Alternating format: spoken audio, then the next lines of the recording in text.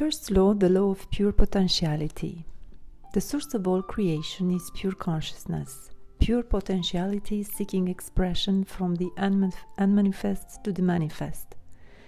And when we realize that our true self is one of pure potentiality, we align with the power that manifests everything in the universe. The first spiritual law of success is the law of pure potentiality. This law is based on the fact that we are, in our essential state, pure consciousness. Pure consciousness is pure potentiality. It is the field of all possibilities and infinity creativity. Pure consciousness is our spiritual essence. Being infinite and unbounded, it is also pure joy. Other attributes of consciousness are pure knowledge, infinite silence, perfect balance, invincibility, simplicity, and bliss. This is our essential nature. Our essential nature is one of pure potentiality. When you discover your essential nature and know who you really are, in that knowing itself is the ability to fulfill any dream you have, because you are the eternal possibility, the immeasurable potential of all that it was, is, and will be. The law of pure potentiality could also be called the law of unity, because underlying the infinite diversity of life is the unity of one all-pervasive spirit. There is no separation between you and this field of energy. The field of pure potentiality is your own self, and the more you experience your true nature, the closer you are to the field of pure potentiality. The experience of the self, or self-referral, means that our internal reference point is our own spirit and not the objects of our experience. The opposite of self-referral is object referral.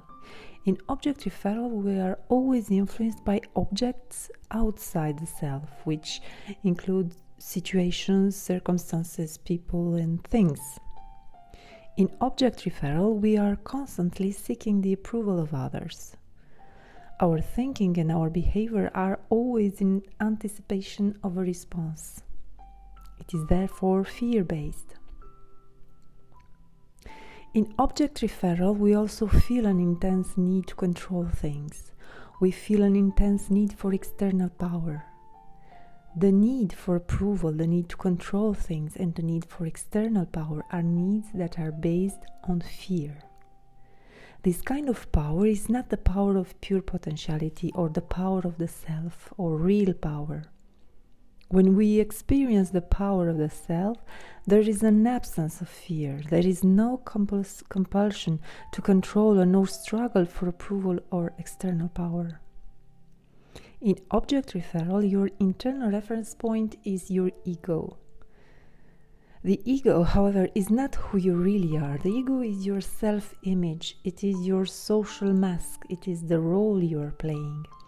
Your social mask thrives on approval. It wants to control, and it is sustained by power because it lives in fear. Your true self, which is your spirit, your soul, is completely free of those things. It is immune to criticism, it is unfearful of any challenge, and it feels beneath no one. And yet it is also humble and feels superior to no one, because it recognizes that everyone else is the same self, the same spirit in different disguises. That's the essential difference between object referral and self-referral. In self-referral, you experience your true being, which is unfearful of any challenge, has respect for all people, and feels beneath no one. Self-power is therefore true power. Power based on object referral, however, is false power. Being ego-based power, it lasts only as long as the object of reference is there. If you have a certain title, if you're the president of the country or the chairman of a corporation, or if you have a lot of money, the power you enjoy goes with the title, with the job, with the money. Ego-based power will only last as long as those things last. As soon as the title, the job, the money go away, so does the power. Self-power, on the other hand, is permanent because it is based on the knowledge of the self. And there are certain characteristics of self-power. It draws people to you, and it also draws things that you want to you. It magnetizes people, situations, circumstances to support your desires. This is also called support from the laws of nature. It is the support of divinity. It is the support that comes from being in the state of grace. Your power is such that you enjoy a bond with people, and people enjoy a bond with you. Your power is that of bonding, a bonding that comes from true love. How can we apply the law of pure potentiality, the field of all possibilities, to our lives? If you want to enjoy the benefits of the field of pure potentiality, if you want to make full use of the creativity which is inherent in pure consciousness, then you have to have access to it. One way to access the field is through the daily practice of silence, meditation, and non-judgment. Spending time in nature will also give you access to the qualities inherent in the field: infinity, infinite creativity, freedom, and bliss. Practicing silence means making a commitment to take a certain amount of time to simply be. Experiencing silence means periodically withdrawing from the activity of speech. It also means periodically withdrawing from such activities as watching television, listening to the radio, reading a book. If you never give yourself the opportunity to experience silence, this creates turbulence in your internal dialogue. Set aside a little time every once in a while to experience silence, or simply make a commitment to maintain silence for a certain period each day. You could do it for 2 hours, or if that seems a lot, do it for a 1 hour period. And every once in a while, experience silence for an extended period of time, such as a full day, or 2 days, or even a whole week. What happens when you go into this experience of silence? Initially, your internal dialogue becomes even more turbulent. You feel an intense need to say things. I've known people who go absolutely crazy the first day or two when they commit themselves to an extended period of silence. A sense of urgency and anxiety suddenly comes over them. But as they stay with the experience, their internal dialogue begins to quieten. And soon the silence becomes profound. This is because after a while the mind gives up. It realizes there is no point in going around and around if you, the self, the spirit, the choice maker, are not going to speak, period. Then, as the internal dialogue quietness, you begin to experience the stillness of the field of pure potentiality. Practicing silence periodically as it is convenient to you is one way to experience the law of pure potentiality. Spending time each day in meditation is another. Ideally, you should meditate at least 30 minutes in the morning and 30 minutes in the evening. Through meditation, you will learn to experience the field of pure silence and pure awareness. In that field of pure silence is the field of infinite correlation, the field of infinite organizing power, the ultimate ground of creation where everything is inseparably connected with everything else. In the fifth spiritual law, the law of intention, desire, you will see how you can introduce a faint impulse of intention in this field, and the creation of your desire will come about spontaneously. But first, you have to experience stillness. Stillness is the first requirement for manifesting your desires, because in stillness lies your connection to the field of pure potentiality that can orchestrate an infinity of details for you. Imagine throwing a little stone into a still pond and watching it ripple. Then after a while, when the ripples settle down, perhaps you throw another little stone, and that's exactly what you do when you go into the field of pure silence and introduce your intention. In this silence, even the faintest intention will ripple across the underlying ground of universal consciousness, which connects everything with everything else. But if you do not experience stillness in consciousness, if your mind is like a turbulent ocean, you could throw the Empire State Building into it, and you wouldn't notice a thing. In the Bible is the expression, "Be still and know that I am God."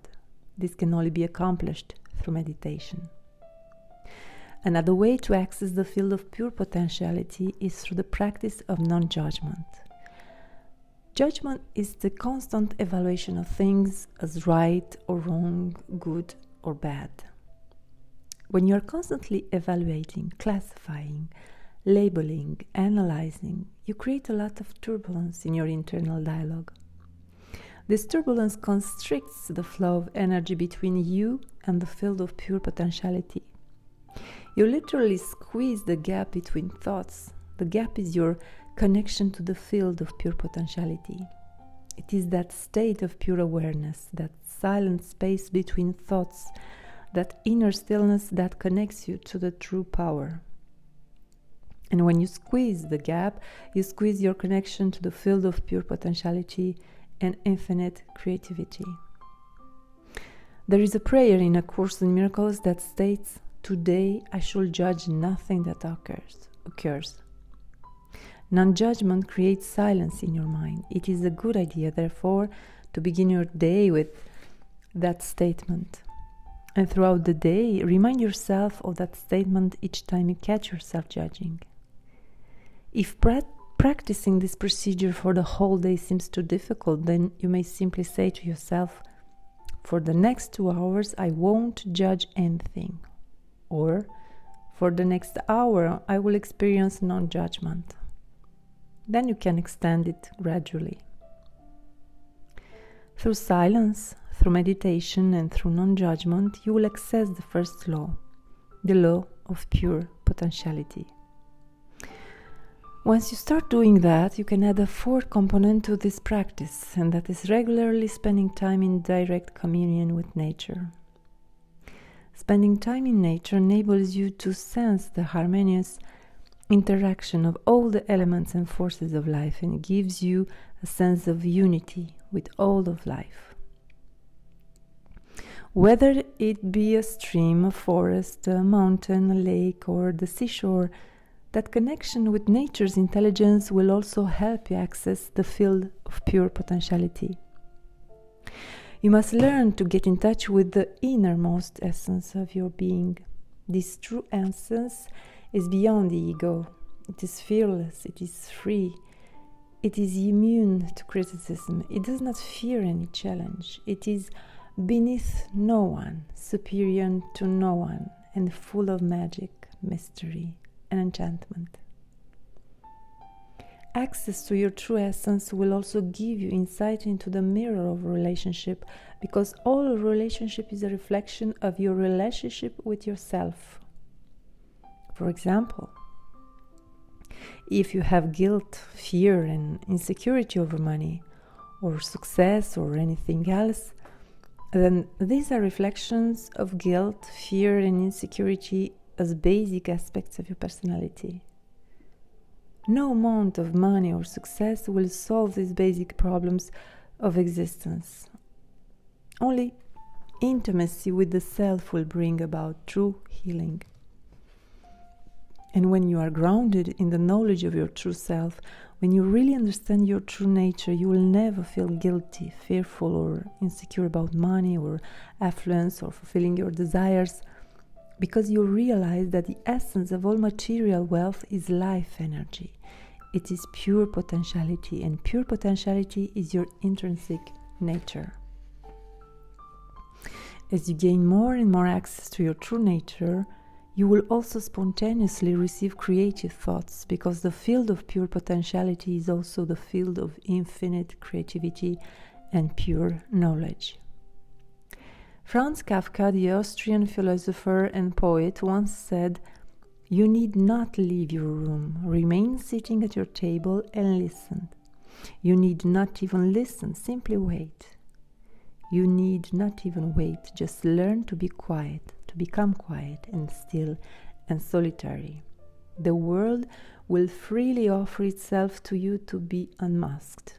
It has no choice. It will roll in ecstasy at your feet." The affluence of the universe, the lavish display and abundance of the universe, is an expression of the creative mind of nature. The more tuned you are to the mind of nature, the more you have access to its infinite, unbounded creativity. But first, you have to go beyond the turbulence of your internal dialogue to connect with that abundant, affluent, infinite, creative mind. And then you create the possibility of dynamic activity while at the same time carrying the stillness of the eternal, unbounded, creative mind. This exquisite combination of silent, unbounded, infinite mind along with dynamic, bounded individual mind is the perfect balance of stillness and movement simultaneously that can create whatever you want. This coexistence of opposites, stillness and dynamism at the same time, makes you independent of situations, circumstances, people, and things. When you quietly acknowledge this exquisite coexistence of opposites, you align yourself with the world of energy, the quantum soup, the non-material non-stuff that is the source of the material world. This world of energy is fluid, dynamic, resilient, changing, forever in motion. And yet, it is also non-changing, still, quiet, eternal, and silent. Stillness alone is the potentiality for creativity. Movement alone is creativity restricted to a certain aspect of its expression. But the combination of movement and stillness enables you to unleash your creativity in all directions, wherever the power of your attention takes you. Wherever you go, in the midst of movement and activity, carry your stillness within you. Then the chaotic movement around you will never overshadow your access to the reservoir of creativity, the field of pure potentiality. Applying the law of pure potentiality. I will put the law of pure potentiality into effect by making a commitment to take the following steps. First one, I will get in touch with the field of pure potentiality by taking time each day to be silent, to just be. I will also sit alone in silent meditation at least twice a day for approximately 30 minutes in the morning and 30 minutes in the evening. And second step, I will take time each day to commune with nature and to silently witness the intelligence within every living thing. I will sit silently and watch a sunset, or listen to the sound of the ocean or a stream, or simply smell the scent of a flower. In the ecstasy of my own silence and by communing with nature, I will enjoy the life throb of ages, the field of pure potentiality and unbounded creativity. And the third step, I will practice non-judgment. I will begin my day with the statement, "Today I shall judge nothing that occurs." And throughout the day, I will remind myself not to judge. The second law, the law of giving. The universe operates through dynamic exchange. Giving and receiving are different aspects of the flow of energy in the universe. And in our willingness to give that which we seek, we keep the abundance of the universe circulating in our lives. The second spiritual law of success is the law of giving. This law could also be called the law of giving and receiving because the universe operates through dynamic exchange. Nothing is static. Your body is in dynamic and constant exchange with the body of the universe. Your mind is dynamically interacting with the mind of the cosmos. Your energy is an expression of cosmic energy. The flow of life is nothing other than the harmonious interaction of all the elements and forces that structure the field of existence. This harmonious interaction of elements and forces in your life operates as the law of giving. Because your body and your mind and the universe are in constant and dynamic exchange, stopping the circulation of energy is like stopping the flow of blood. Whenever blood stops flowing, it begins to clot, to coagulate, to stagnate. That is why you must give and receive in order to keep wealth and affluence or anything you want in life circulating in your life. The word affluence comes from the root word affluere, which means to flow to. The word affluence means to flow in abundance.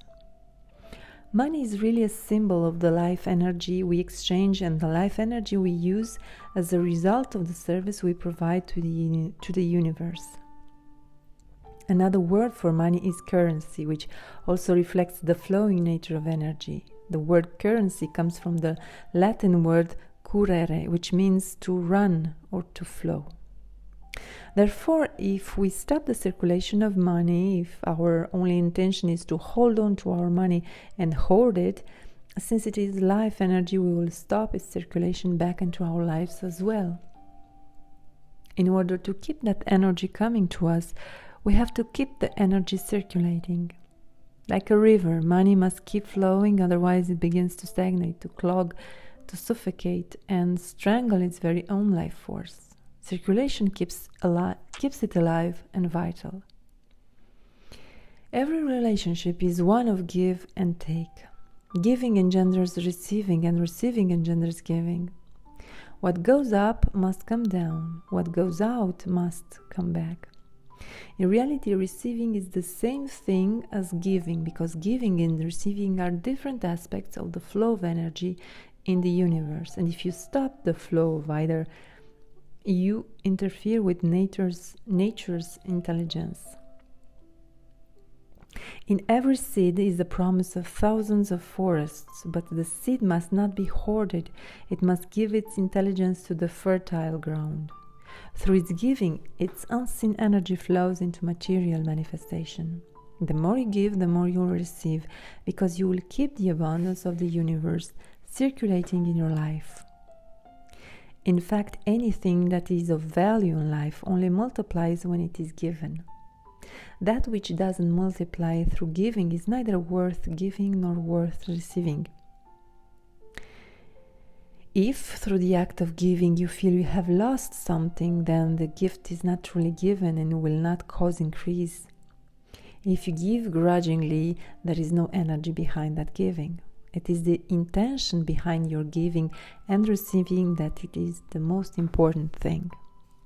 The intention should always be to create happiness for the giver and receiver, because happiness is life-supporting and life-sustaining and therefore generates increase. The return is directly proportional to the giving when it is unconditional and from the heart. That is why the act of giving has to be joyful. The frame of mind has to be one in which you feel joy in the very act of giving. Then the energy behind the giving increases many times over. Practicing the law of giving is actually very simple. If you want joy, give joy to others. If you want love, learn to give love. If you want attention and appreciation, learn to give attention and appreciation. If you want material affluence, help others to become materially affluent. In fact, the easiest way to get what you want is to help others get what they want. This principle works equally well for individuals, corporations, societies, and nations. If you want to be blessed with all the good lives in life, learn to silently bless everyone with all the good things in life. Even the thought of giving, the thought of blessing, or a simple prayer has the power to affect others. This is because our body, reduced to its essential state, is a localized bundle of energy and information in an universe of energy and information. We are localized bundles of consciousness in a consciousness universe. The word consciousness implies more than just energy and information. It implies energy and information which is alive as thought. Therefore, we are bundles of thoughts in a thinking universe, and thought has the power to transform. Life is the eternal dance of consciousness that expresses itself as the dynamic exchange of impulses, of intelligence between microcosm and microcosm and macrocosm, between the human body and the universal body, between the human mind and the cosmic mind. When you learn to give that which you seek, you activate and choreograph the dance with an exquisite, energetic, and vital movement that constitutes the internal throb of life. The best way to put the law of giving into operation to start the whole process of circulation is to make a decision that any time you come into contact with anyone, you will give them something. It doesn't have to be in the form of material things. It could be a flower, a compliment, or a prayer. In fact, the most powerful forms of giving are non-material. The gifts of caring, attention, affection, appreciation, and love are some of the most precious gifts you can give, and they don't cost you anything. When you meet someone, you can silently send them a blessing, wishing them happiness, joy, and laughter. This kind of silent giving is very powerful. One of the things I was taught as a child, and which I taught my children also, is never to go to anyone's house without bringing something. Never visit anyone without bringing them a gift. You may say, how can I give to others when at the moment I don't have enough myself? You can bring a flower, one flower. You can bring a note or a card which says something about your feelings for the person you're visiting. You can bring a compliment, you can bring a prayer. Make a decision to give wherever you go, to whomever you see. As long as you're giving, you will be receiving. The more you give, the more confidence you will gain in the miraculous effects of this law. And as you receive more, your ability to give more will also increase. Our true nature is one of affluence and abundance. We are naturally affluent because nature supports every need and desire. We lack nothing because our essential nature is one of pure potentiality and infinite possibilities. Therefore, you must know that you are already inherently affluent, no matter how much or how little money you have, because the source of all wealth is the field of pure potentiality. It is the consciousness that knows how to fulfill every need, including joy, love, laughter, peace, harmony, and knowledge.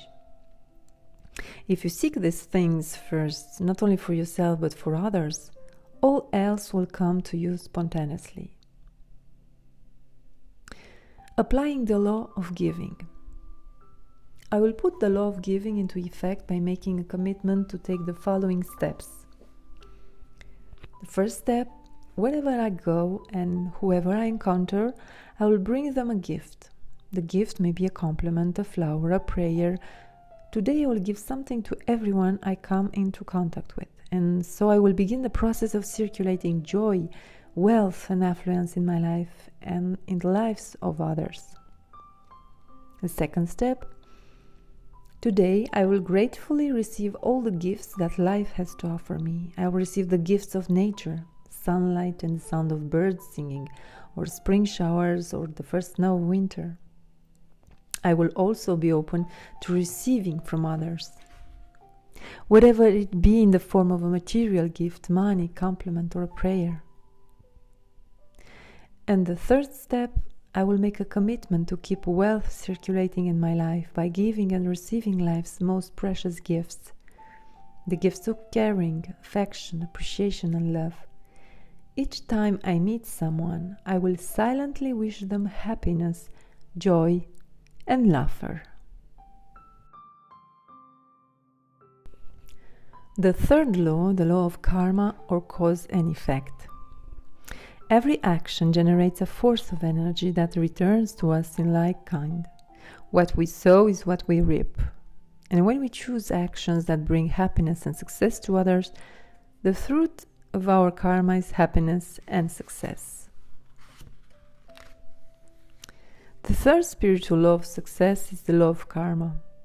Karma is both action and the consequence of that action. It is cause and effect simultaneously because every action generates a force of energy that returns to us in like kind. There is nothing unfamiliar about the law of karma. Everyone has heard the expression, what you sow is what you reap. Obviously, if we want to create happiness in our lives, we must learn to sow the seeds of happiness. Therefore, karma implies the action of conscious choice making.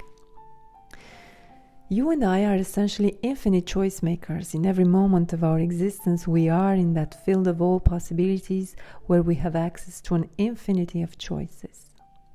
Some of these choices are made consciously, while others are made unconsciously.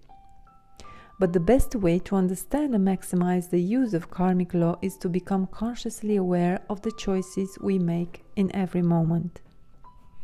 Whether you like it or not, everything that is happening at this moment is a result of the choices you've made in the past. Unfortunately, a lot of us make choices unconsciously, and therefore we don't think they are choices, and yet they are. If I were to insult you, you would mostly likely make the choice of being offended. If I were to pay you a compliment, you would mostly likely make the choice of being pleased or flattered. But think about it, it's still a choice. I could offend you and I could insult you, and you could make the choice of not being offended. I could pay you a compliment and you could make the choice of not letting that flatter you either.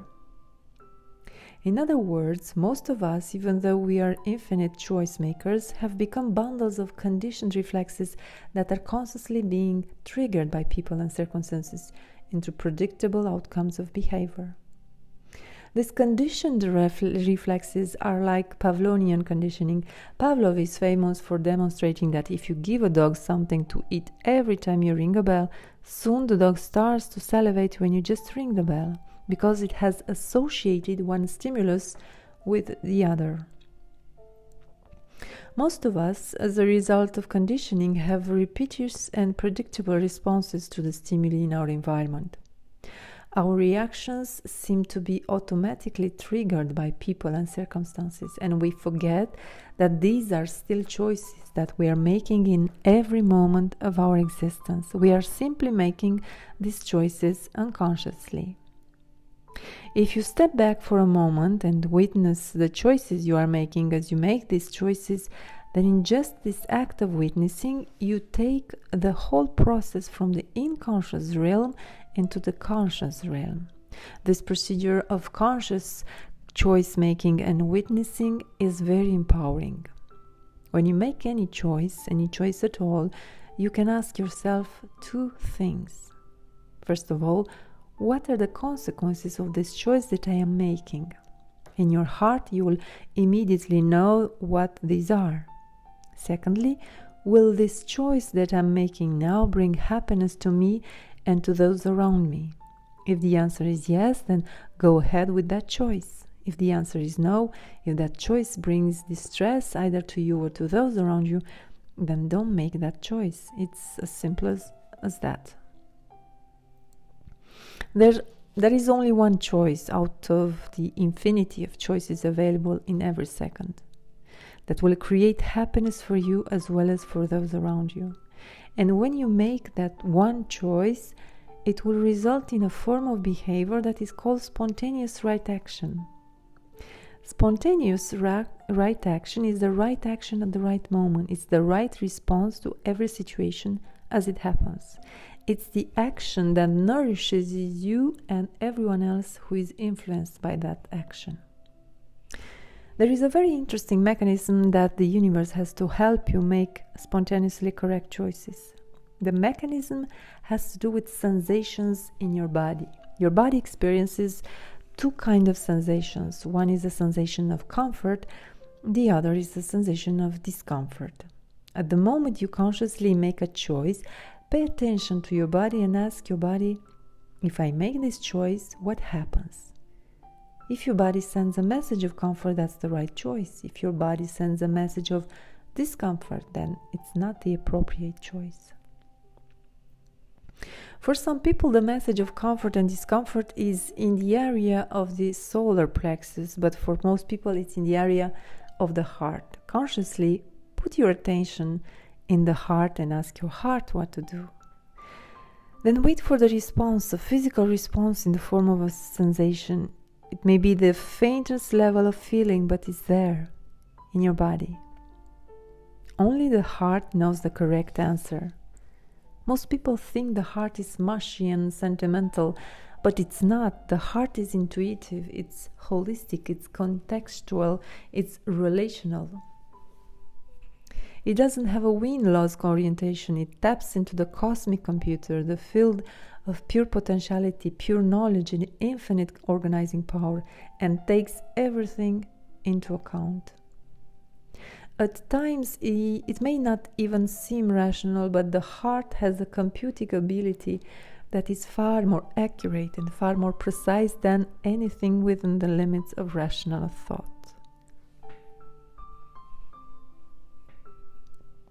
You can use the law of karma to create money and affluence and the flow of all good things to you anytime you want.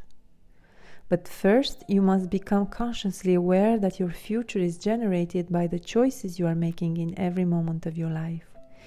If you do this on a regular basis, then you are making full use of the law of karma.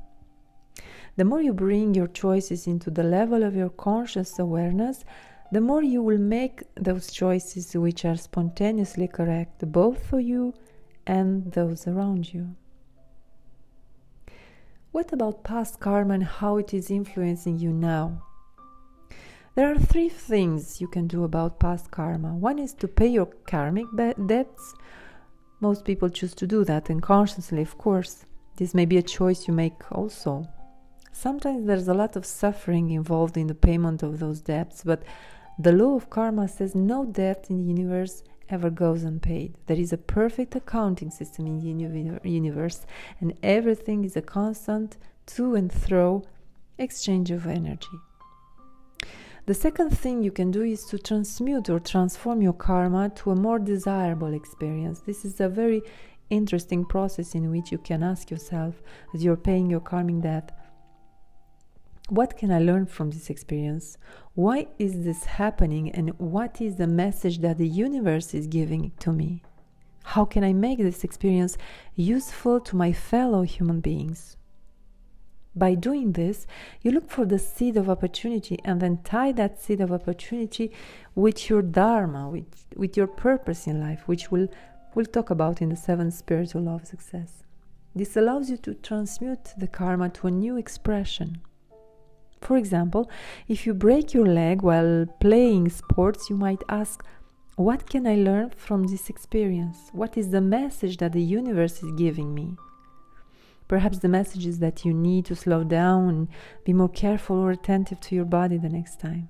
And if your Dharma is to teach others what you know, then by asking, how can I make this experience useful to my fellow human beings? You may decide to share what you learned by writing a book about playing sports safely, or you may design a special shoe or leg support that prevents the kind of injury you experienced. This way, while paying your karmic debt, you will have also converted the adversity into a benefit that may bring you wealth and fulfillment. This is the transmutation of your karma into a positive experience. You haven't really gotten rid of your karma, but you are able to take a karmic episode and create a new and positive karma out of it. The third way to deal with karma is to transcend it. To transcend karma is to become independent of it. The way to transcend the karma is to keep experiencing the gap, the self, the spirit. It's like washing a dirty piece of cloth in a stream of water. Every time you wash it, you take away a few stains. You keep washing it again and again, and each time it gets a little cleaner. You wash or transcend the seeds of your karma by going into the gap and coming out again. This, of course, is done through the practice of meditation. All actions are karmic episodes. Drinking a cup of coffee is a karmic episode. That action generates memory, and memory has the ability or the potentiality to generate desire, and desire generates action again. The operational software of your soul is karma, memory, and desire. Your soul is a bundle of consciousness that has the seeds of karma, memory, and desire. By becoming consciousness of these seeds of manifestation, you become a conscious generator of reality. By becoming conscious and choice maker, you begin to generate actions that are evolutionary for you and for those that are around you. And that's all you need to do. As long as karma is evolutionary for both the self and everyone affected by the self, then the fruit of karma will be happiness and success. Applying the law of karma or cause and effect. I will put the law of karma into effect by making a commitment to take the following steps. The first step: today I will witness the choices I make in each moment.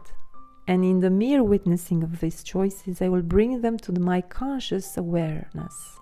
I will know that the best way to prepare for any moment in the future is to be fully conscious in the present. The second step: whenever I make a choice, I will ask myself 2 questions. What are the consequences of this choice that I'm making? And will this choice bring fulfillment and happiness to me, and also to those who are affected by this choice? And the third step: I will then ask my heart for guidance and be guided by its message of comfort or discomfort. If the choice feels comfortable, I will plunge ahead with abandon. If the choice feels uncomfortable, I will pause and see the consequences of my action with my inner vision. This guidance will enable me to make spontaneously correct choices for myself and for all those around me.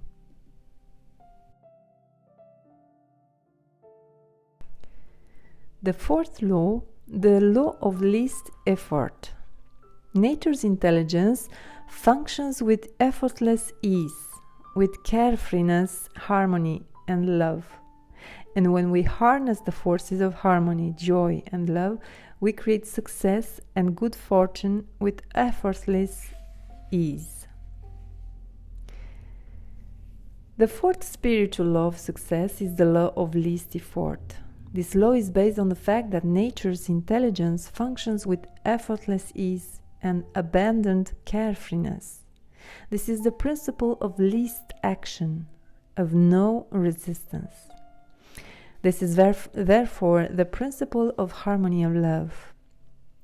When we learn this lesson from nature, we easily fulfill our desires. If you observe nature at work, you will see that least effort is expended. Grass doesn't try to grow, it just grows. Fish don't try to swim, they just swim. Flowers don't try to bloom, they bloom. Birds don't try to fly, they fly. This is their intrinsic nature. The earth doesn't try to spin on its own axis. It is the nature of the earth to spin with dizzying speed and to hurtle through space. It is the nature of babies to be in bliss. It is the nature of the sun to shine. It is the nature of the stars to glitter and sparkle. And it is human nature to make our dreams manifest into physical form easily and effortlessly.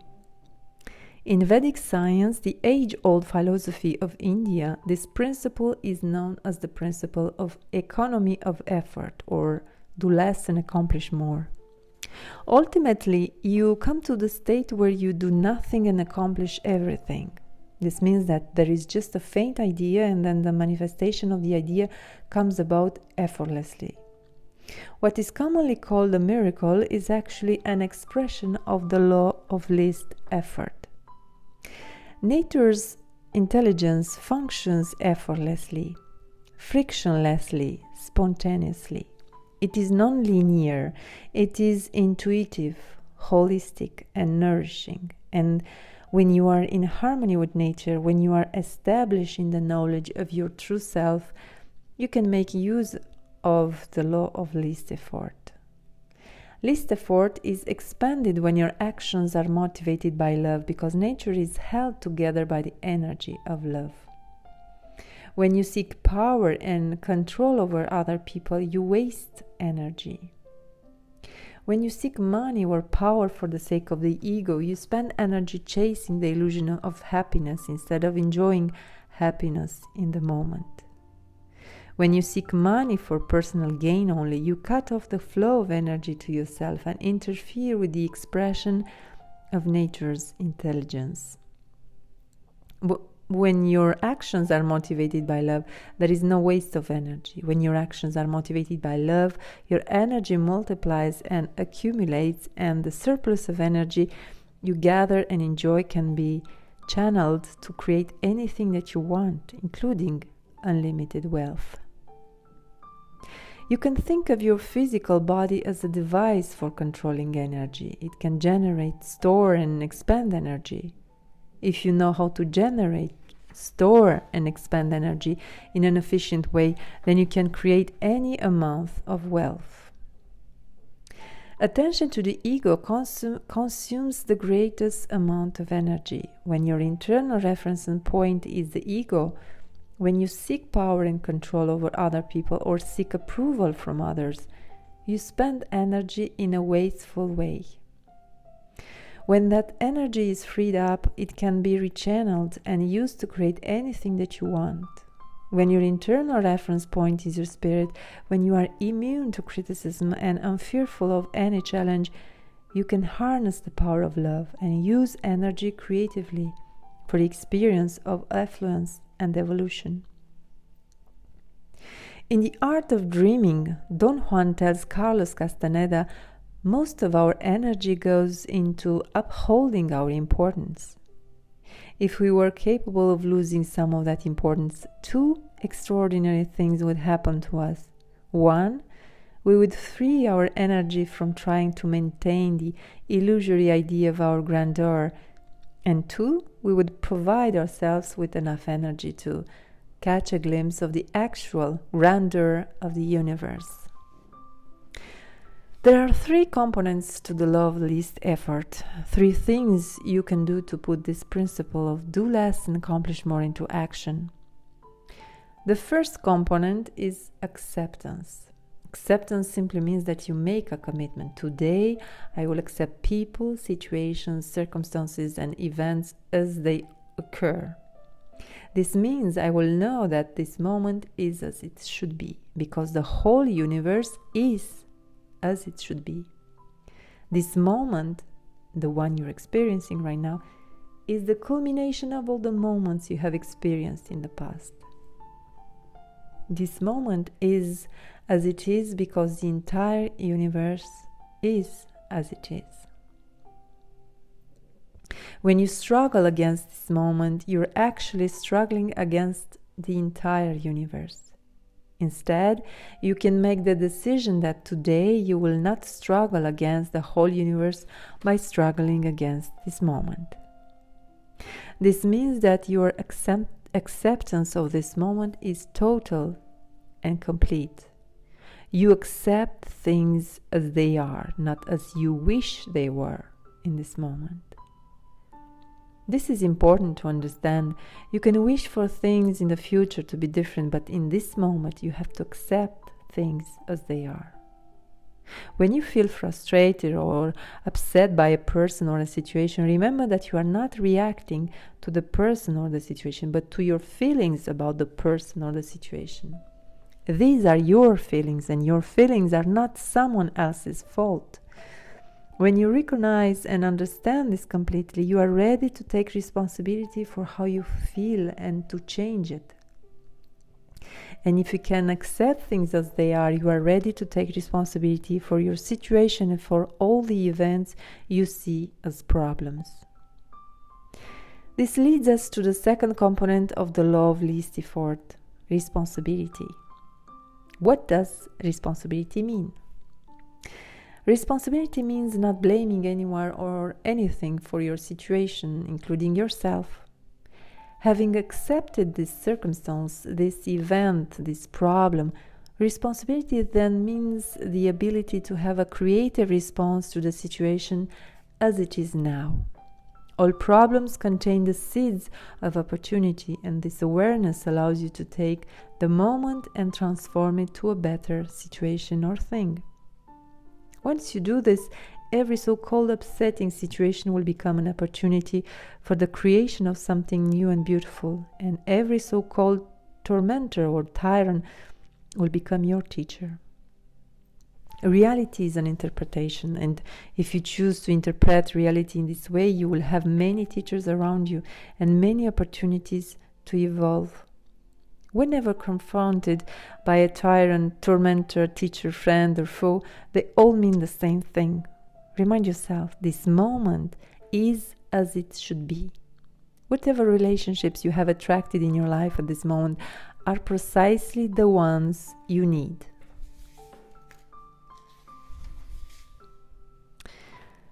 There is a hidden meaning behind all events, and this hidden meaning is serving your own evolution. The third component of the law of least effort is defenselessness, which means that your awareness is established in a defenselessness and you have relinquished the need to convince or persuade others of your point of view. If you observe people around you, you'll see that they spend 99% of their time defending their points of view. If you just relinquish the need to defend your point of view, you will, in that relinquishment, gain access to enormous amounts of energy that have been previously wasted. When you become defensive, blame others, and do not accept and surrender to the moment, your life meets resistance. Anytime you encounter resistance, recognize that if you force the situation, the resistance will only increase. You don't want to stand rigid like a tall oak that cracks and collapses in the storm. Instead, you want to be flexible like a reed that bends with the storm and survives. Completely desist from defending your point of view. When you have no point to defend, you do not allow the birth of an argument. If you do this consistently, if you stop fighting and resisting, you will fully experience the present, which is a gift. Someone once told me, the past is history, the future is mystery, and this moment is a gift. That is why this moment is called the present. If you embrace the present and become one with it and merge with it, you will experience a fire, a glow, a sparkle of ecstasy throbbing in every living sentient being. As you begin to experience this exaltation of spirit in everything that is alive, as you become intimate with it, joy will be born within you, and you will drop the terrible burdens and encumbrousness of defensiveness, resentment, and hurtfulness. Only then will you become light-hearted, carefree, joyous, and free. In this joyful, simple freedom, you will know without any doubt in your heart that what you want is available to you whenever you want it. Because your want will be from the level of happiness, not from the level of anxiety or fear. You do not need to justify. Simply declare your intent to yourself, and you will experience fulfillment, light, joy, freedom, and autonomy in every moment of your life. Make a commitment to follow the path of no resistance. This is the path through which nature's intelligence unfolds spontaneously, without friction or effort. When you have the exquisite combination of acceptance, responsibility, and defenselessness, you will experience life flowing with effortless ease. When you remain open to all points of view, not rigidly attached to only one, your dreams and desires will flow with nature's desires. Then you can release your intentions without attachment and just wait for the appropriate season for your desires to blossom into reality. You can be sure that when the season is right, your desires will manifest. This is the law of least effort. Applying the law of least effort. I will put the law of least effort into effect by making a commitment to take the following steps. The first one, I will practice acceptance. Today I will accept people, situations, circumstances, and events as they occur. I will know that this moment is as it should be, because the whole universe is as it should be. I will not struggle against the whole universe by struggling against this moment. My acceptance is total and complete. I accept things as they are this moment, not as I wish they were. Second step, having accepted things as they are, I will take responsibility for my situation and for all those events I see as problems. I know that taking responsibility means not blaming anyone or anything for my situation, and this includes myself. I also know that every problem is an opportunity in disguise, and this alertness to opportunities allows me to take this moment and transform it into a greater benefit. And third step, today my awareness will remain established in defenselessness. I will relinquish the need to defend my point of view. I will feel no need to convince or persuade others to accept my point of view. I will remain open to all points of view and not be rigidly attached to any one of them.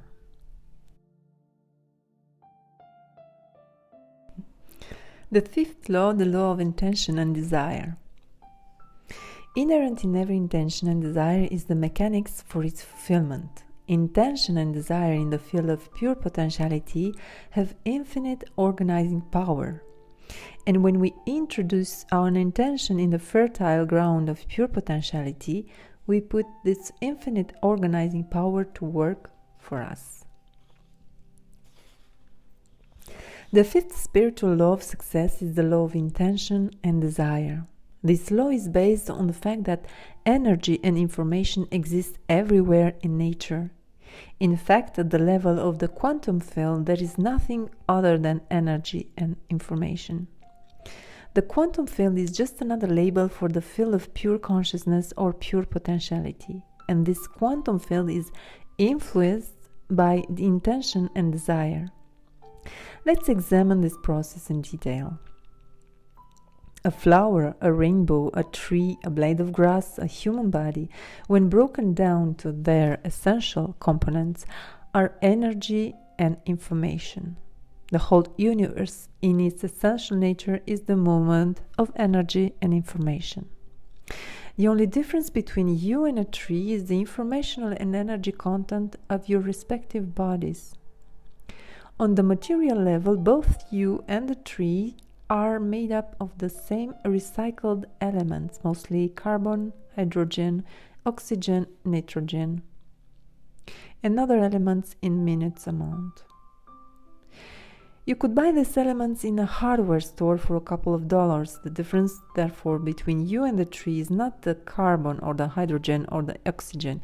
In fact, you and the tree are constantly exchanging your carbon and oxygen with each other. The real difference between the two of you is in the energy and in the information. In the scheme of nature, you and I are a privileged species. We have a nervous system that is capable of becoming aware of the energy and information content of that localized field that gives rise to our physical body.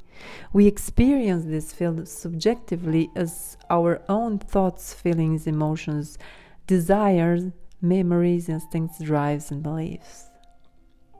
The same field is experienced objectively as the physical body, as through the physical body we experience this field as the world. But it's all the same stuff. That is why the ancient seers exclaimed, "I am that, you are that, all this is that, and that's all there is."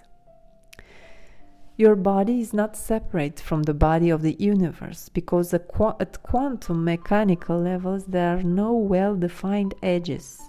You're like a wiggle, a wave, a fluctuation, a convolution, a whirlpool, a localized disturbance in the larger quantum field. The larger quantum field, the universe, is your extended body. Not only is the human nervous system capable of becoming aware of the information and energy of its own quantum field, but because human consciousness is infinitely flexible through this wonderful nervous system, you are able to consciously change this informational content that gives rise to your physical body.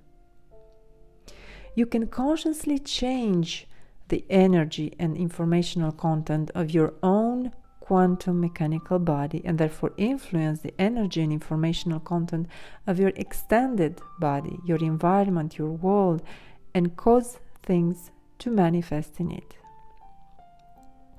This conscious change is brought about by the two qualities inherent in consciousness, attention and intention. Attention energizes and intention transforms. Whatever you put your attention on will grow stronger in your life. Whatever you take your attention away from will wither, disintegrate, and disappear. Intention, on the other hand, triggers transformation of energy and information.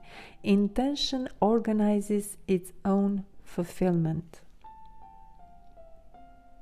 The quality of intention on the object of attention will orchestrate an infinity of space-time events to bring about the outcome intended, provided one follows the other spiritual laws of success. This is because intention in the fertile ground of attention has infinite organizing power. Infinite organizing power means that the power to organize an infinity of space-time events all at the same time. We see the expression of this infinite organizing power in every blade of grass, in every apple blossom, in every cell of our body. We see it in everything that is alive. In the scheme of nature, everything correlates and connects with everything else. The groundhog comes out of the earth and you know it is going to be spring. Birds begin to migrate in a certain direction at a certain time of the year. Nature is a symphony, and that symphony is being silently orchestrated at the ultimate ground of creation. The human body is another good example of this symphony. A single cell in the human body is doing about 6 trillion things per second, and it has to know what every other cell is doing at the same time.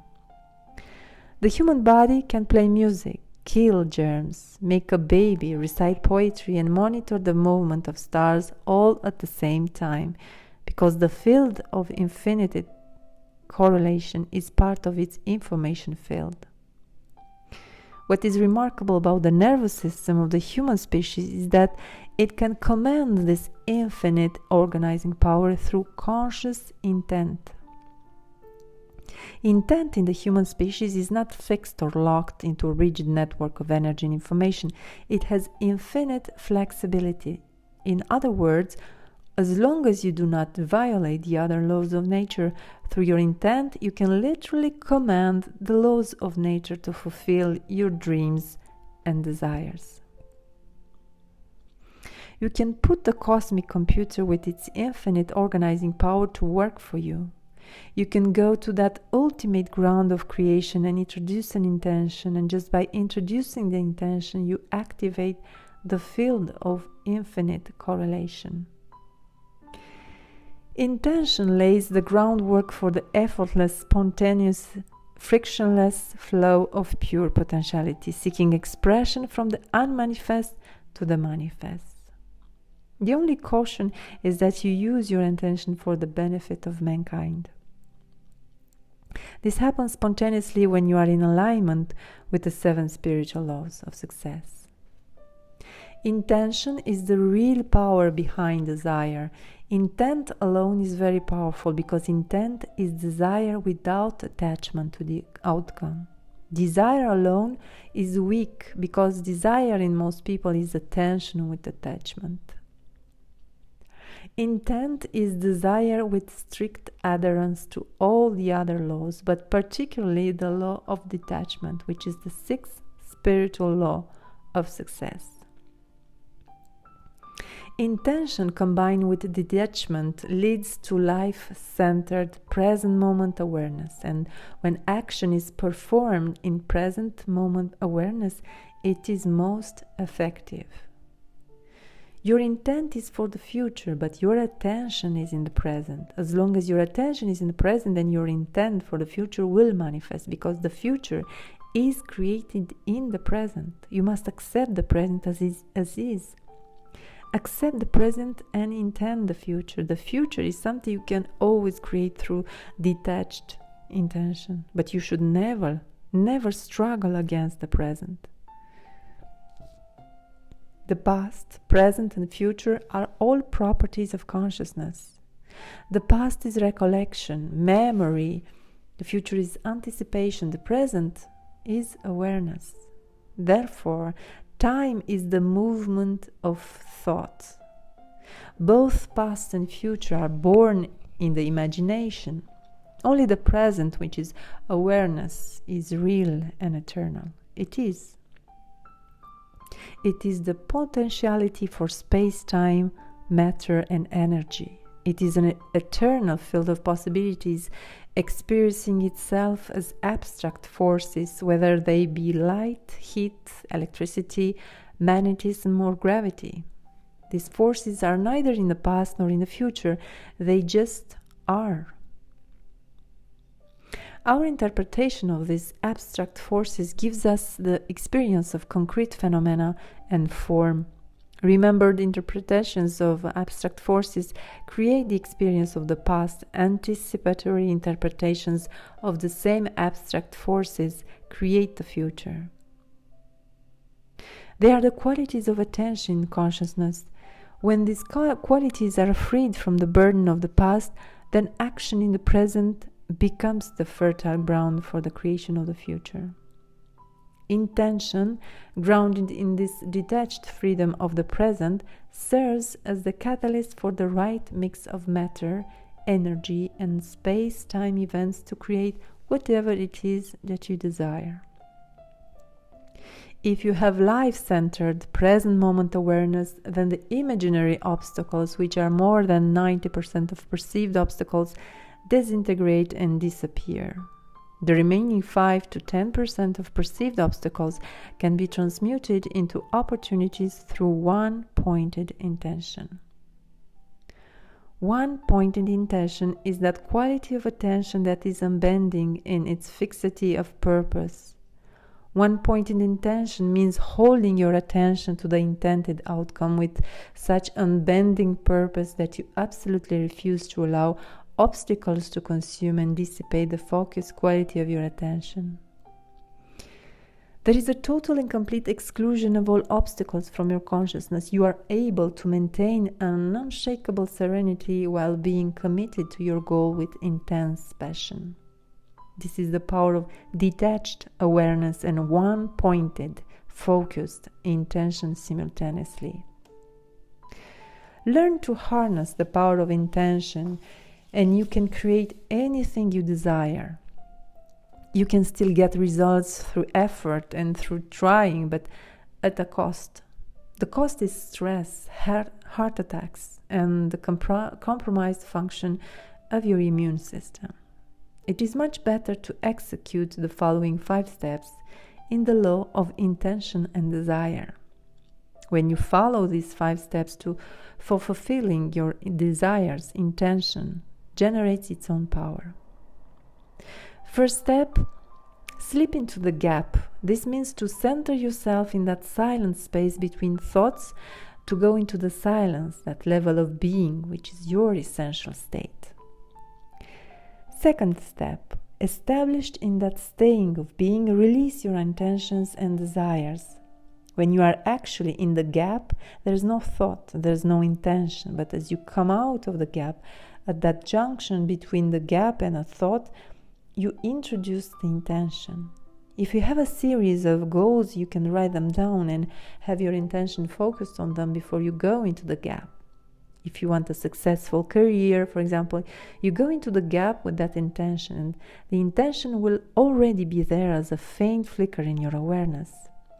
Releasing your intentions and desires in the gap means planting them in the fertile ground of pure potentiality and expecting them to bloom when the season is right. You do not want to dig up the seeds of your desires to see if they are growing or get rigidly attached to the way in which they will unfold. You simply want to release them. Third step, remain in the state of self-referral. This means remain established in awareness of your true self, your spirit, your connection to the field of pure potentiality. It also means not to look at yourself through the eyes of the world or allow yourself to be influenced by the opinions and criticism of others. A helpful way to maintain that state of self-referral is to keep your desires to yourself. Do not share them with anyone else unless they share the exact same desires that you have and are closely bonded with you. The fourth step, relinquish your attachment to the outcome. This means giving up your rigid attachment to a specific result and living in the wisdom of uncertainty. It means enjoying every moment in the journey of your life, even if you don't know the outcome. And the fifth step, let the universe handle the details. Your intentions and desires, when released in the gap, have infinite organizing power. Trust that infinite organizing power of intention to orchestrate all the details for you. Remember that your true nature is one of pure spirit. Carry the consciousness of your spirit wherever you go. Gently release your desires, and the universe will handle the details for you. Applying the law of intention and desire. I will put the law of intention and desire into effect by making a commitment to take the following steps. Step 1. I will make a list of all my desires. I will carry this list with me wherever I go. I will look at this list before I go into my silence and meditation. I will look at it before I go to sleep at night. I will look at it when I wake up in the morning. The second step, I will release this list of my desire and surrender it to the womb of creation, trusting that when things don't seem to go my way, there is a reason, and that the cosmic plan has designs for me much grander than even those that I have conceived. And the third step, I will remind myself to practice present moment awareness in all my actions. I will refuse to allow obstacles to consume and dissipate the quality of my attention in the present moment. I will accept the present as it is and manifest the future through my deepest, most cherished intentions and desires. The sixth law, the law of detachment. In detachment lies the wisdom of uncertainty. In the wisdom of uncertainty lies the freedom from our past, from the known, which is the prison of past conditioning. And in our willingness to step into the unknown, the field of all possibilities, we surrender ourselves to the creative mind that orchestrates the dance of the universe. The sixth spiritual law of success is the law of detachment. The law of detachment says that in order to acquire anything in the physical universe, you have to relinquish your attachment to it. This doesn't mean you give up the intention to create your desire. You don't give up the intention, and you don't give up the desire. You give up your attachment to the result. This is a very powerful thing to do. The moment you relinquish your attachment to the result, combining one pointed intention with detachment at the same time, you will have that which you desire. Anything you want can be acquired through detachment, because detachment is based on the unquestioning belief in the power of your true self. Attachment, on the other hand, is based on fear and insecurity, and the need for security is based on not knowing the true self. The source of wealth, of abundance, or anything in the physical world is the self, is the consciousness that knows how to fulfill every need. Everything else is a symbol: cars, houses, banknotes, clothes, airplanes. Symbols are transitory. They come and go. Chasing symbols is like settling for the map instead of the territory. It creates anxiety. It ends up making you feel hollow and empty inside, because you exchange yourself for the symbols of yourself. Attachment comes from poverty consciousness, because attachment is always to symbols. Detachment is synonymous with wealth consciousness, because with detachment there is freedom to create. Only from detached involvement can one have joy and laughter. Then the symbols of wealth are created spontaneously and effortlessly. Without detachment, we are prisoners of helplessness, hopelessness, mundane needs, trivial concerns, quiet desperation, and seriousness, the distinctive features of everyday mediocre existence and poverty consciousness. True wealth consciousness is the ability to have anything you want, anytime you want, and with least effort. To be grounded in this experience, you have to be grounded in the wisdom of uncertainty. In this uncertainty, you will find freedom to create anything you want. People are constantly seeking security, and you will find that seeking security is actually a very ephemeral thing. Even attachment to money is a sign of insecurity. You might say, when I have X million dollars, then I'll be secure, then I'll be financially independent, and I will retire, then I will do all the things I really want to do. But it never happens, never happens. Those who seek security they chase it for a lifetime without ever finding it. It remains elusive and ephemeral, because security can never come from money alone. Attachment to money will always create insecurity, no matter how much money you have in the bank. In fact, some of the people who have the most money are the most insecure. The search for security is an illusion. In ancient wisdom traditions, the solution to this whole dilemma lies in the wisdom of insecurity, or the wisdom of uncertainty. This means that the search for security and certainty is actually an attachment to the known. And what's the known? The known is our past. The known is nothing other than the prison of past conditioning. There's no evolution in that. Absolutely none at all. And when there is no evolution, there is stagnation, entropy, disorder, and decay. Uncertainty, on the other hand, is the fertile ground of pure creativity and freedom. Uncertainty means stepping into the unknown in every moment of our existence. The unknown is the field of all possibilities, ever fresh, ever new, always open to the creation of new manifestations. Without uncertainty and the unknown, life is just a stale repetition of outward memories. You become the victim of the past, and your tormentor today is yourself left over from yesterday. Relinquish your attachment to the known, step into the unknown, and you will step into the field of all possibilities. In your willingness to step into the unknown, you will have the wisdom of uncertainty factored in. This means that in every moment of your life, you will have excitement, adventure, mystery. You will experience the fun of life, the magic, the celebration, the exhilaration, and the exaltation of your own spirit. Every day you can look for the excitement of what may occur in the field of all possibilities. When you experience uncertainty, you are on the right path, so don't give it up. You don't need to have a complete and rigid idea of what you'll be doing next week or next year, because if you have a very clear idea of what's going to happen and you get rigidly attached to it, then you shut out a whole range of possibilities. One characteristic of the field of all possibilities is infinite correlation. The field can orchestrate an infinity of space-time events to bring about the outcome that is intended.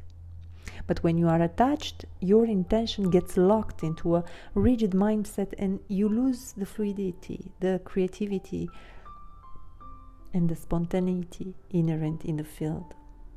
When you get attached, you freeze your desire from that infinite fluidity and flexibility into a rigid framework which interferes with the whole process of creation. The law of detachment does not interfere with the law of intention and desire. with goal setting. You still have the intention of going in a certain direction. You still have a goal. However, between point A and point B, there are infinite possibilities. With uncertainty factored in, you might change direction in any moment if you find a higher ideal or if you find something more exciting. You are also less likely to force solutions on problems, which enables you to stay alert to opportunities. The law of detachment accelerates the whole process of evolution. When you understand this law, you don't feel compelled to force solutions. When you force solutions on problems, you only create new problems. But when you put your attention on the uncertainty and you witness the uncertainty while you expectantly wait for the solution to emerge out of the chaos and the confusion, then what emerges is something very fabulous and exciting. This state of alertness, your preparedness in the present in the field of uncertainty, meets with your goal and with your intention and allows you to seize the opportunity. What's the opportunity? It's contained within every problem that you have in your life. Every single problem that you have in your life is the seed of an opportunity for some greater benefit. Once you have the perception, you open up to a whole range of possibilities. And this keeps the mystery, the wonder, the excitement, the adventure alive. You can look at every problem you have in your life as an opportunity for some greater benefit. You can stay alert to opportunities by being grounded in the wisdom of uncertainty. When your preparedness meets opportunity, the solution will spontaneously appear. What comes out, that is often called good luck. Good luck is nothing but preparedness and opportunity coming together. When the two are mixed together with an alert witnessing of the chaos, a solution emerges that will be of evolutionary benefit to you and to all those that you come into contact with. This is the perfect recipe for success, and it is based on the law of detachment. Applying the law of detachment. I will put the law of detachment into effect by making a commitment to take the following steps. The first step. Today, I will commit myself to detachment. I will allow myself and those around me the freedom to be as they are. I will not rigidly impose my idea of how things should be. I will not force solutions on problems, thereby creating new problems. I will participate in everything with detached involvement. The second step. Today I will factor in uncertainty as an essential ingredient of my experience. In my willingness to accept uncertainty, solutions will spontaneously emerge out of the problem, out of the confusion, disorder, and chaos. The more uncertain things seem to be, the more secure I will feel, because uncertainty is my path to freedom. Through the wisdom of uncertainty, I will find my security. And the third step. I will step into the field of all possibilities and anticipate the excitement that can occur when I remain open to an infinity of choices. When I step into the field of all possibilities, I will experience all the fun, adventure, magic, and mystery of life. We arrived at the seventh law, the law of Dharma, or purpose in life.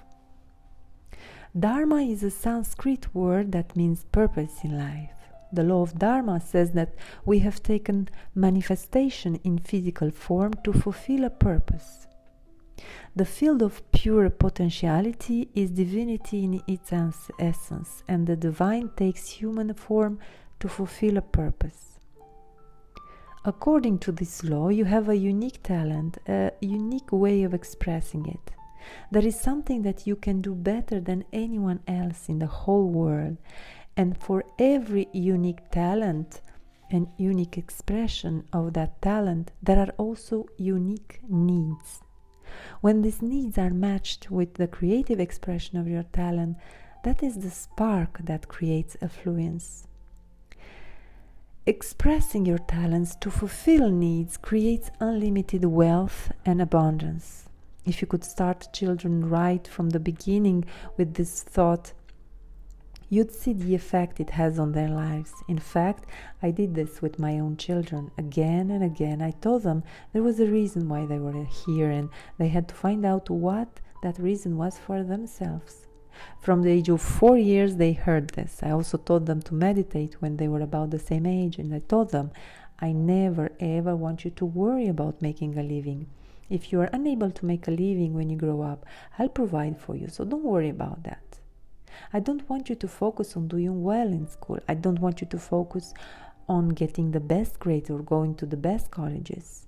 What I really want you to focus on is asking yourself how you can serve humanity, and asking yourself what your unique talents are, because you have a unique talent that no one else has, and you have a special way of expressing it, that talent, and no one else has it. They ended up going to the best schools, getting the best grades, and even in college. They are unique in that they are financially self-sufficient because they are focused on what they are here to give. This, then, is the law of Dharma. There are 3 components to the law of Dharma. The first component says that each of us is here to discover our true self, to find out on our own that our true self is spiritual, that essentially we're spiritual beings that have taken manifestation in physical form. We're not human beings that have occasionally spiritual experiences. It's the other way around. We're spiritual beings that have occasionally human experiences. Each of us is here to discover our higher self or our spiritual self. That's the first fulfillment of the law of Dharma. We must find out for ourselves that inside us is a god or goddess in embryo that wants to be born so that we can express our divinity. The second component of the law of Dharma is to express our unique talents. The law of Dharma says that every human being has a unique talent.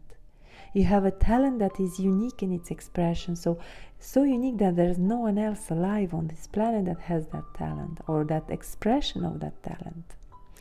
This means that there's one thing you can do and one way of doing it that is better than anyone else on this entire planet. When you're doing that one thing, you lose track of time. When you're expressing that unique talent that you possess, or more than one unique talent in many cases, the expression of that talent takes you into timeless awareness. The third component of the law of Dharma is service to humanity, to serve your fellow human beings and to ask yourself the questions, how can I help? How can I help all those that I come into contact with? When you combine the ability to express your unique talent with service to humanity, then you make full use of the law of Dharma.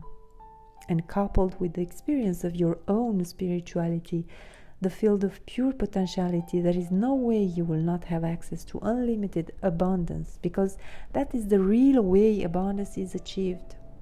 This is not a temporary abundance, it's permanent because of your unique talent, your way of expressing it, and your service and dedication to your fellow human beings, which you discover through asking the question, how can I help, instead of what's in it for me? The question, what's in it for me, is the internal dialogue of the ego. Asking, how can I help, is the internal dialogue of the spirit. The spirit is that domain of your awareness where you experience your universality. In just shifting your internal dialogue from what's in it for me to how can I help, you automatically go beyond the ego into domain of your spirit. While meditation is the most useful way of entering the domain of spirit, simply shifting your internal dialogue to how can I help will also access the spirit, that domain of your awareness where you experience your universality. If you want to make maximum use of the law of Dharma, then you have to make several commitments. The first commitment is, I am going to seek my higher self, which is beyond my ego, through spiritual practice. The second commitment is I am going to discover my unique talents, and finding my unique talents, I'm going to enjoy myself, because the process of enjoyment occurs when I go into timeless awareness. That's when I am in a state of bliss. The third commitment is I'm going to ask myself, how am I best suited to serve humanity? I am going to answer that question and then put it into practice. I am going to use my unique talents to serve the needs of my fellow human beings. I will match those needs to my desire to help and serve others. Sit down and make a list of the answers to these two questions. Ask yourself, if money was no concern and you had all the time and money in the world, what would you do? If you would still do what you currently do, then you are in the Dharma, because you have passion for what you do. You are expressing your unique talents. Then ask yourself, how am I best suited to serve humanity? Answer that question and put it into practice. Discover your divinity, find your unique talent, serve humanity with it, and you can generate all the wealth that you want.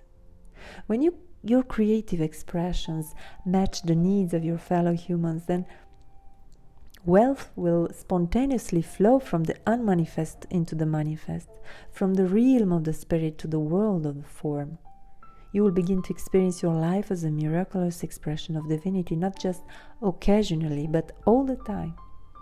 And you will know true joy and the true meaning of success, the ecstasy and exaltation of your own spirit. Applying the law of Dharma, or purpose in life. I will put the law of Dharma into effect by making up a commitment to take the following steps. The first step: today I will lovingly nurture the god or goddess in the embryo that lies deep within my soul. I will pay attention to the spirit within me that animates both my body and my mind. I will awaken myself to this deep stillness within my heart. I will carry the consciousness of timeless, eternal being in the midst of time-bound experience. The second step: I will make a list of my unique talents. Then I will list all the things that I love to do while expressing my unique talents. When I express my unique talents and use them in the service of humanity, I lose track of time and create abundance in my life as well as in the lives of others. I will ask myself daily, how can I serve and how can I help? The answers to these questions will allow me to help and serve my fellow human beings with love.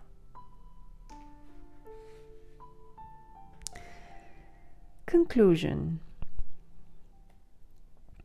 The universal mind choreographs everything that is happening in billions of galaxies with elegant precision and unfaltering intelligence.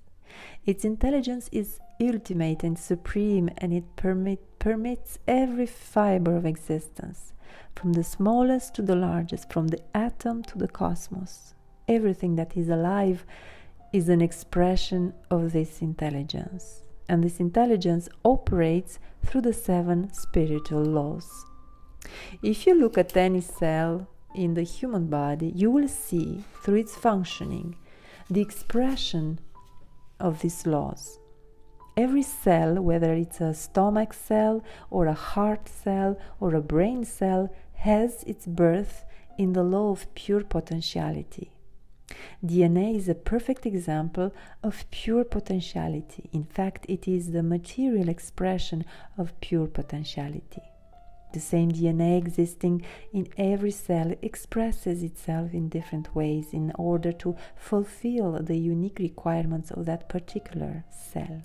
Each cell also operates through the law of giving. A cell is alive and healthy when it is in a state of balance and equilibrium. The state of equilibrium is one of fulfillment and harmony, but it is maintained by a constant give and take. Each cell gives to and supports every other cell, and in turn is nourished by every other cell. The cell is always in a state of dynamic flow, and the flow is never interrupted. In fact, the flow is the very essence of the life of the cell, and only by maintaining this flow of giving is the cell able to receive and thus continue its vibrant existence. The law of karma is exquisitely executed by every cell because built into its intelligence is the most appropriate and precisely correct response to every situation as it occurs.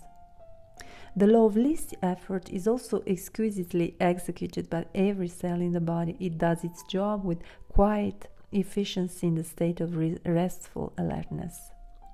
Through the law of intention and desire, every intention of every cell harnesses the infinite organizing power of nature's intelligence. Even a simple intention such as metabolizing a molecule of sugar immediately sets off a symphony of events in the body where precise amounts of hormones have to be secreted at precise moments to convert this molecule of sugar into pure creative energy.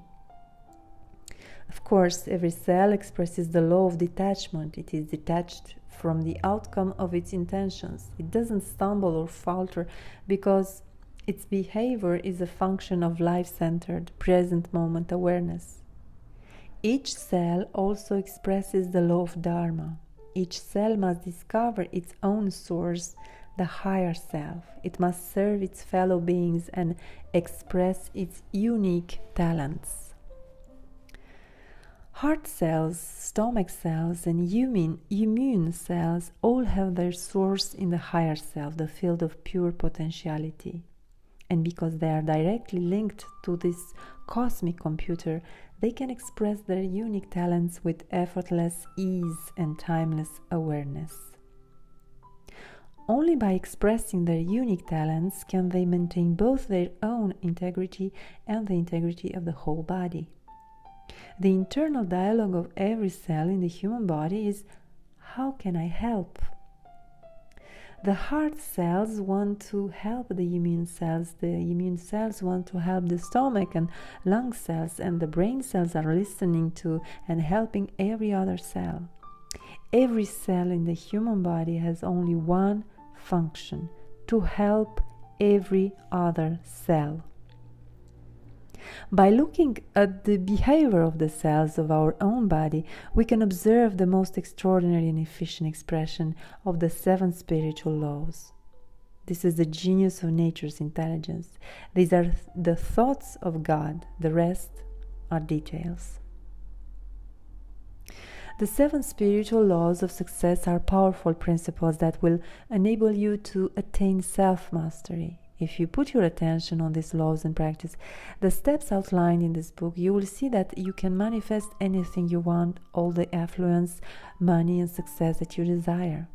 You will also see that your life becomes more joyful and abundant in every way, for these laws are also the spiritual laws of life that makes living worthwhile. There is a natural sequence for the application of these laws in your daily life that may help you to remember them. The law of pure potentiality is experienced through silence, through meditation, through non-judgment, through communion with nature, but it is activated by the law of giving. The principle here is to learn to give that which you seek. That's how you activate the law of pure potentiality. If you seek affluence, give affluence. If you seek money, give money. If you seek love, appreciation, and affection, then learn to give love, appreciation, and affection. Through your actions in the law of giving, you activate the law of karma. You create good karma, and good karma makes everything in life easy. You notice that you don't have to expend a lot of effort to fulfill your desires, which automatically leads to an understanding of the law of least effort.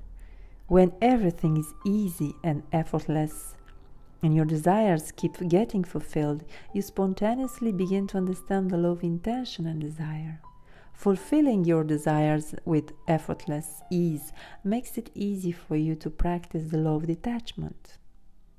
Finally, as you begin to understand all the above laws, you begin to focus on your true purpose in life, which leads to the law of Dharma.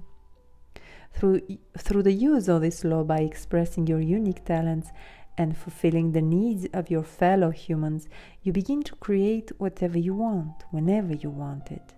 You become carefree and joyful, and your life becomes an expression of unbounded love. We are travelers on a cosmic journey, stardust swirling and dancing in the eddies and whirlpools of infinity. Life is eternal, but the expressions of life are ephemeral, momentary, transient. Gautama Buddha, the founder of Buddhism, once said, "This existence of ours is as transient as autumn clouds. To watch the birth and death of beings is like looking at the movements of a dance. A lifetime is like a flash of lightning in the sky, rushing by like a torrent down a steep mountain." We have stopped for a moment to encounter each other, to meet, to love, to share. This is a precious moment, but it is transient. It is a little parenthesis in eternity. If we share with caring, light-heartedness and love, we will create abundance and joy for each other. And then this moment will have been worthwhile.